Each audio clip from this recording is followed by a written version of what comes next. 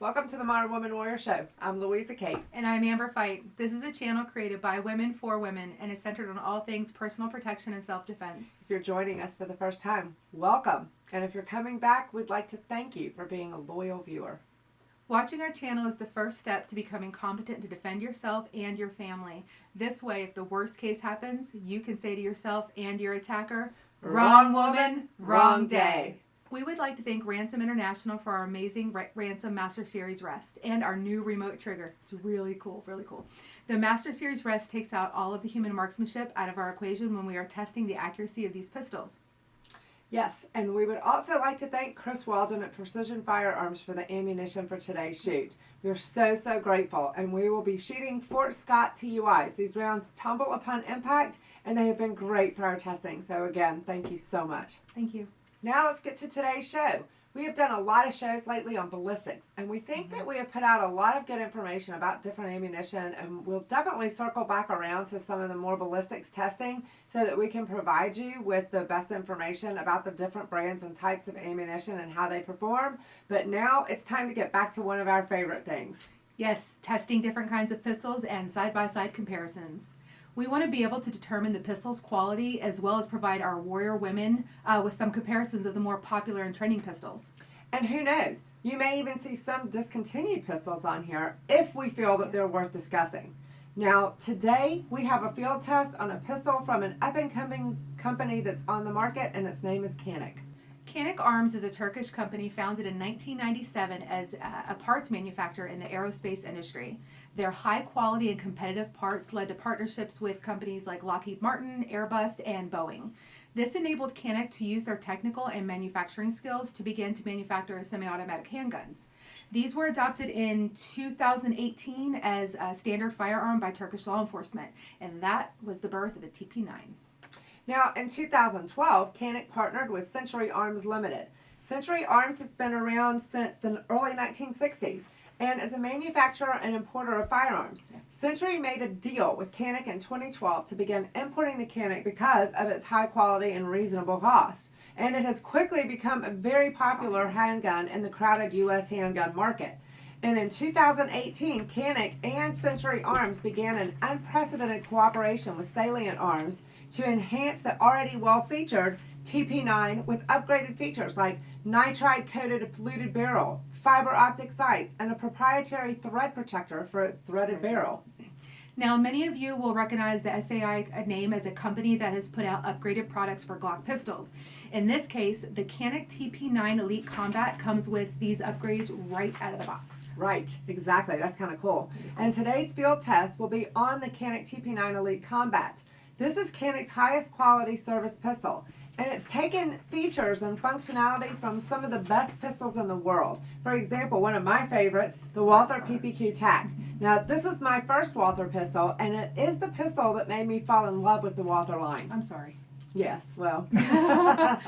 They even look a lot alike. They really do, which is one of the reasons that we're bringing my TAC out of retirement.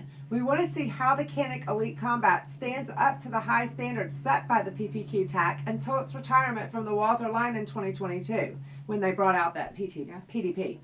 So after field testing both, a comparison between the two of them? Probably. Yeah. Let's see.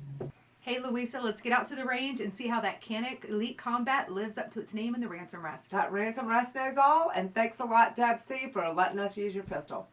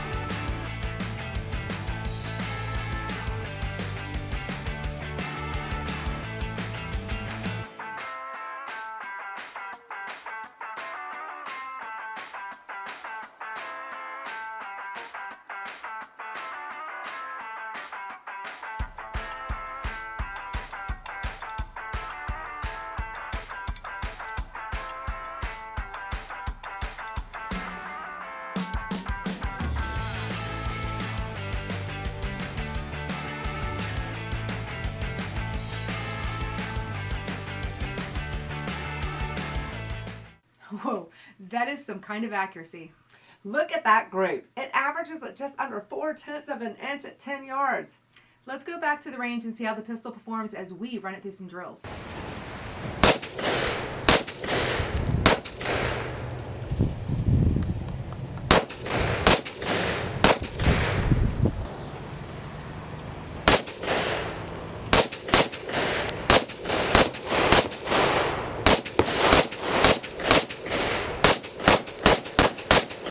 All right, Amber, so after you have watched the Ransom Rest performance and our testing on the Ransom Rest, and you did your drills, what do you think about the Canik? Okay, so clearly the Canik TP9 Elite Combat is a really, really nice pistol. It has a good feel to it. The reach of the trigger is perfectly fine. I normally don't struggle because I have big hands, but I don't think it would bother many of our women warriors out there. Mm-mm. The sights on it are outstanding. Since the front sight is fiber optic, it's just amazing. The ease to rack the slide was not even a problem. Some women use the optic to leverage their grip, so it would be well within the ability of any of our warrior women out there, unless you have some physical compromises, such as problems with your hands, arms, or even your wrists. Right, that's good. So what about the controls? How do you think they were? I wasn't thrilled with the controls. I probably got that impression because the magazine release was set up for a left-handed shooter, Right. And I didn't realize that when I started shooting. And we didn't want to mess with it. It can be swapped back and forth, so that's an awesome feature. However, we didn't want to change it because it's not our gun. No, So. I agree. We don't want to mess with somebody else's gun. So overall impressions of the gun? Overall impressions. Okay. The overall impression of the design, the fit, and the finish of the gun is that it's well above average and compares well with high quality handguns and somewhat lower price points. Right. For example, a Walther, Smith & Wesson, Springfield. Yep, Springfield. The trigger is outstanding. It's a really good one with a distinct wall, and its tactile reset made shooting quickly very easy. I only gave it a 4 instead of a 5 because it's just different than what I'm used to. And I hadn't trained for about 9 weeks, so it just didn't feel that Well, great. you had been out for a while, that's true. So what about the value of this pistol? What do you think about that? It's kind of expensive, but what do you think? It is. As far as the value of the pistol, the Canik TP9 Elite Combat, it lists for about $850. Although you get a lot with it, like a really awesome holster actually, and a cleaning and toolkit, it's pretty expensive compared to other really good pistols, like my G&K. The gun is incredibly accurate. That level of accuracy won't typically affect a shooter unless they are incredibly accurate themselves. Right. Perhaps if you're a talented shooter and you shoot in competitions, the $850 price point may be a good value. But for most of us shooters out there and our warrior women, there are really good pistols at a little bit of a lower price point, a few $100s less. That would serve you just as well. Right. Okay, so let's take a look at you at the range with the Canik TP9 Elite Combat.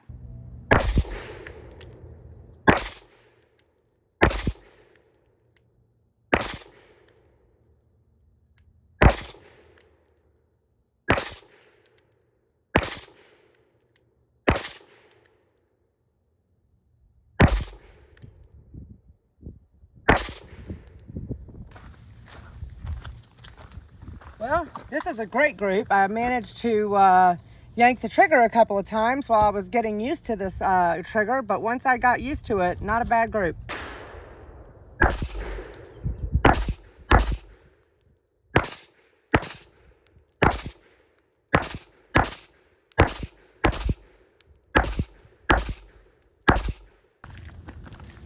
Okay, so I wasn't timing this, so I have no idea what my time was. I was pretty slow, but I have one down here, and 0 down, and 0 down. We got a good feel for the pistol, so that's what we needed. So Louisa, what did you think? I think it's a really nice pistol. It really is. It has a good feel in my hand. It feels solid. It fills up my hand, but not to the point of making it where I can't reach the trigger. It doesn't make that impossible. What did you think about the sights? Because I really like those. I loved them. Just like you, I loved the fiber optic sight. It's really easy to pick up when you're shooting it, so it makes that, once it recoils and it comes right back down, it makes them easy to find again. And although I do prefer sights, though, that don't require a sight press, I just think it's so much easier when all you have to use is a small screwdriver or some kind of Allen wrench. I just think that's better, but other than that, I thought the sights were fantastic. What do you think about the controls on the gun? I really like the controls on the gun. I did. The slide lock and the magazine release is large and it was easy to use, and although it was set up for a left-handed shooter, I was able to release it with my trigger finger, so I just pulled my hand back and did it. And then as far as racking the slide, to me it's really about the same as any other 9mm pistol. I didn't think it was that much harder or easier. And that being said, though, I do personally find the serrations to be a little bit slippery. Yeah. And when I'm racking the slide, I personally prefer deeper serrations, but I wouldn't, discount this gun just because of that. Yeah. So what about assembly of the gun? Like, what'd you think? I liked it. I think it was beautifully made. I think the fit and finish is excellent. It's obviously a high-quality pistol. It's a pretty gun. The accuracy off of that Ransom rest was unbelievable. I know that you're a big fan of a crisp trigger. Yes. How did the Canik hold up to that?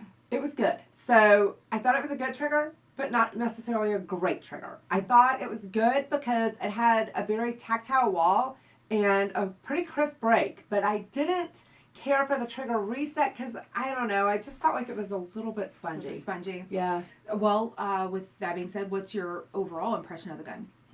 Overall impression, I would say great pistol. It is a good pistol. I rated it as a 90. I would consider it comparable with other high-end pistols. It stands out for its accuracy, but like you said, the level of the shooter is going to make that whether it's worth, $850 or not. I'm just not sure. But if you're a really, really good shooter, then that value may not be, bad for you. That price range, it may be a value to you. So I think it's just going to depend on the shooter as far as that goes. Excellent. So it's actually pretty funny that on our score sheet, we both ended up with a score of 38 out of 45, even though we'd scored 4s and 5s in different areas. Right. And that just goes to show that what a good pistol it is. We both thought it was pretty great. Yeah, absolutely. Again, thank you so much, Precision Firearms in Savannah, Georgia, and Ransom International for your continued support. We're so grateful for all you do for us. We are grateful.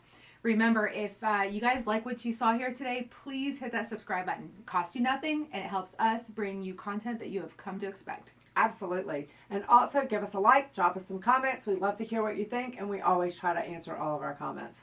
Thanks, guys, for being here. We will see you next Thursday. Bye. Bye.